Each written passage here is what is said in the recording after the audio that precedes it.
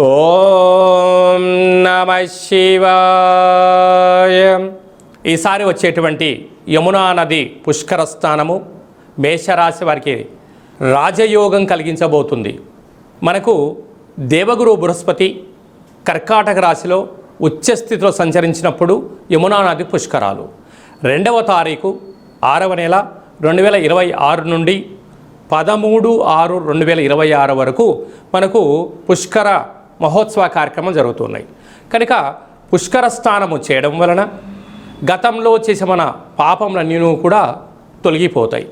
విశేషంగా మనము ముక్కోటి దేవతలే ఆ పుష్కరాల్లో స్నానం చేస్తారు కనుక మనం కూడా ఆ పుష్కర స్నానం చేయడం వలన సకల దేవతల యొక్క ఆశీస్సులు కలిగి అఖండ రాజయోగము, లక్ష్మీ కుబేర యోగం కూడా కలుగుతుంది.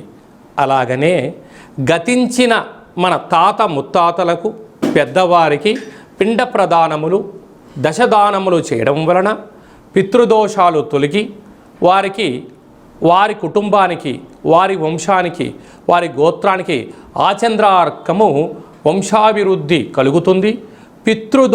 దోషాలు కూడా తొలగుతాయి. అలాగనే భక్తులకు విజ్ఞప్తి, ఈ యమునా నది పుష్కర సమయ కార్యక్రమంలో మేషరాశి వారు ఏ సమయంలో నదిలో దిగాలో తెలుసా, ఏ మంత్రాన్ని ఉచ్చరింపచేయాలో తెలుసా, అలాగనే ఎన్నిసార్లు అర్ఘ్యాన్ని వదిలిపెట్టాలో తెలుసా, ఏ మంత్రాన్ని ఉచ్చరింప చేయడం వలన సకలమైన దేవగురు బృహస్పతికి ఆశీస్సులు కలిగి ఒకవైపు ఏలనాటి శని తొలగించుకొని అపార కుబేర తత్వాన్ని, రాజయోగాన్ని, ఐశ్వర్యాన్ని పొందాలి అనుకుంటున్నారా? అయితే ఈ కింది నెంబరు మీరు సంప్రదించినట్లయితే మీ యొక్క పేరురీత్యా, జాతకరీత్యా గ్రహ దోషాలను తొలగించుకొని ఐశ్వర్యాన్ని ఎలా పొందగలరో అపాయింట్మెంట్ తీసుకొని సంప్రదించగలరు. మీ వ్యక్తిగత జాతకం తెలుసుకోవాలనుకుంటున్నారా?